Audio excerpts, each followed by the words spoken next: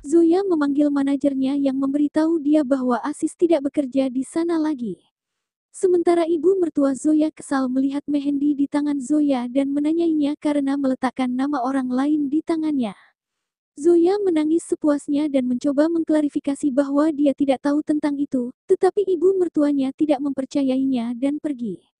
Segera, Zoya mengingat saat-saat dia bersama Yas dan dia menangis tentang mehendinya memudar ketika Yas mencoba menenangkannya dengan menyatakan itu semua tahayul. Di sisi lain, Aditya memberi makan sup kepada ibunya saat dia menolak untuk makan apapun dan mengatakan kepadanya bahwa dia tidak bisa menjadi ibu yang baik dan juga meminta maaf. Aditya mencoba membuatnya tenang ketika dia mendapat telepon dan memberitahu ibunya bahwa dia harus keluar untuk menerima telepon ini. Ibu Aditya menjadi sedikit curiga dan bertanya kepadanya mengapa dia menyembunyikan panggilan darinya. Di sisi lain, selama latihan dansa, manajer memanggil Zoya dan memberikan nomor Asis padanya.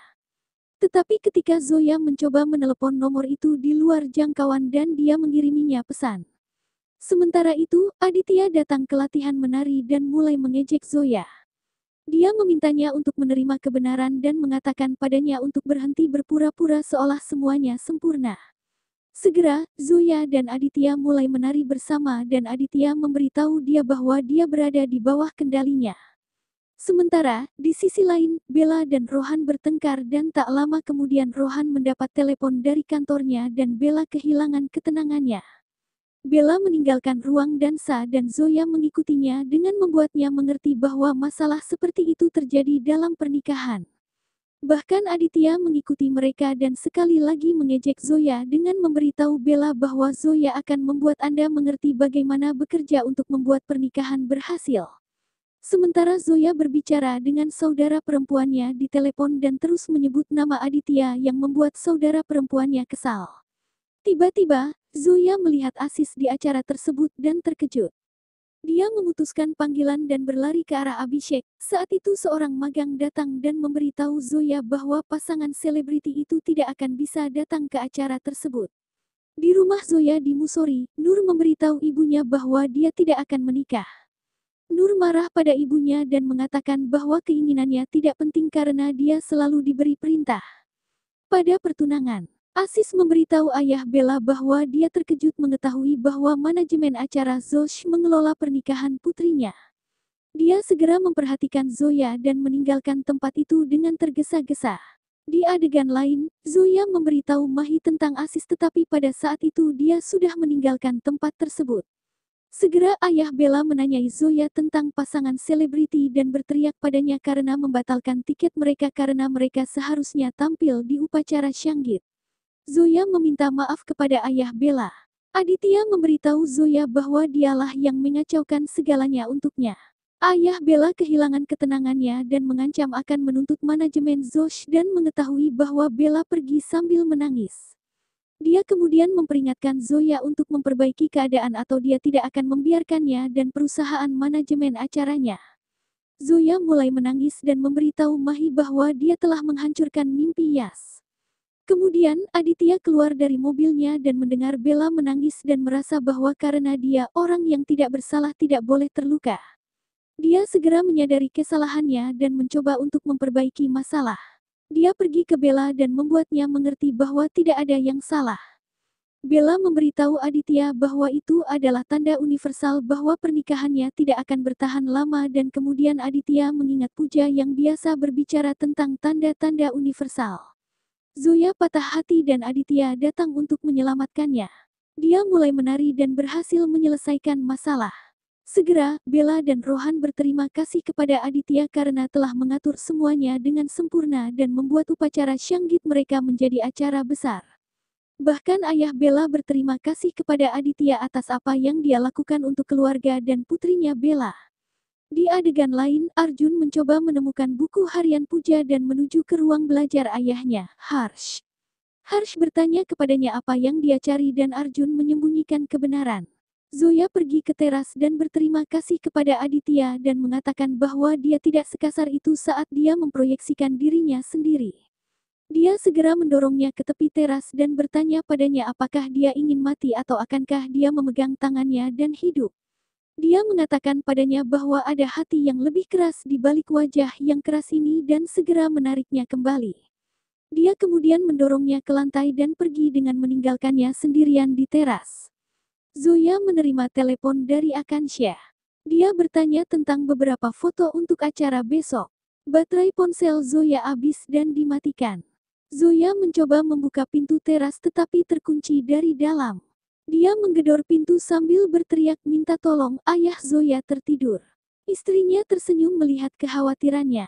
Dia setuju dengan istrinya bahwa tidak benar menghukum Nur atas kesalahan Zoya. Dia mengangguk. Saya yakin didikan kita tidak akan pernah membawa mereka ke jalan yang salah. Zoya akan segera datang ke rumahnya. Ini adalah keyakinan seorang ibu. Zoya mendengar suara para pekerja. Mereka mengambil barang-barang di dalam karena takut hujan. Zoya berteriak pada mereka untuk meminta bantuan tapi sia-sia. Petir menyambar. Ibu Yas bertanya pada Mahi tentang Zoya. Mahi menolak untuk berbicara tentang dia. Kekhawatiran Ibu Yas membuat Mahi kesal. Dia menyerahkan teleponnya kepada ibunya dan masuk ke dalam.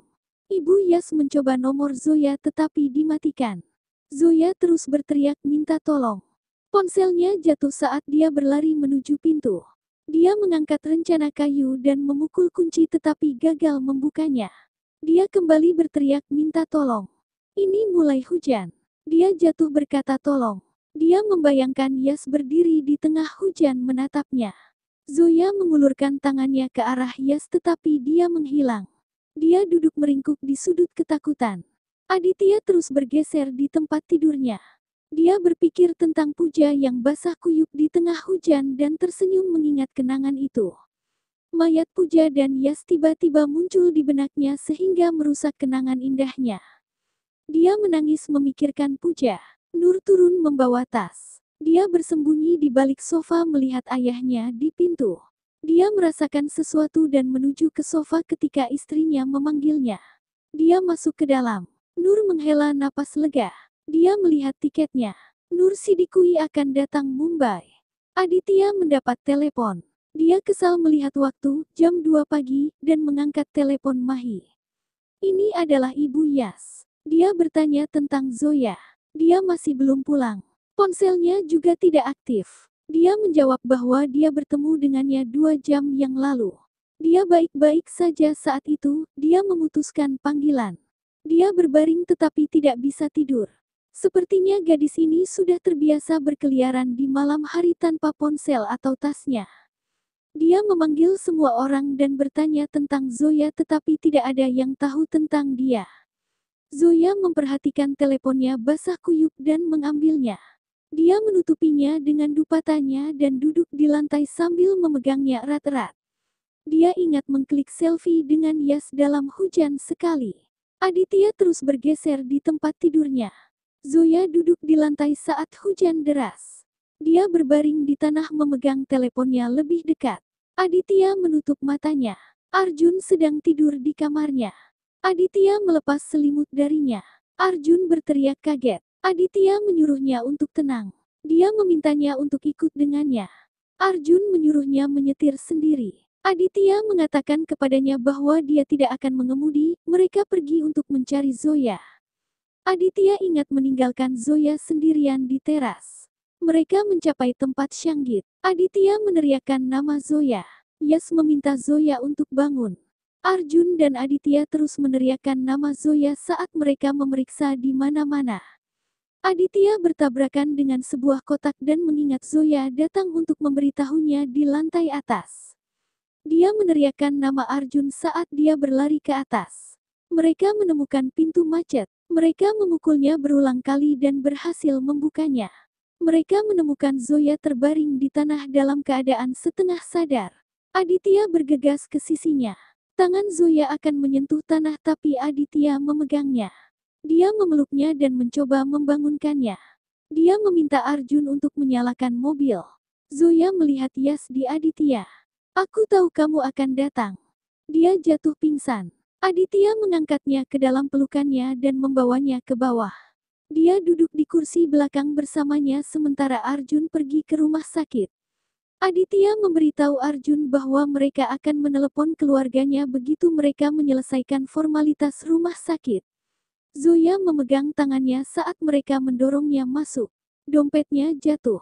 Dokter meminta mereka untuk membiarkan mereka membawa pasien ke dalam. Aditya melepaskan tangan Zoya. Aditya ingat cara dia memperlakukan Zoya di teras. Dia melihat kembali ke Aisu. Dokter memberitahu Aditya bahwa Zoya menderita hipotermia. Suhu tubuhnya turun sangat rendah. Ada baiknya Anda membawanya ke sini tepat waktu atau jantungnya bisa gagal.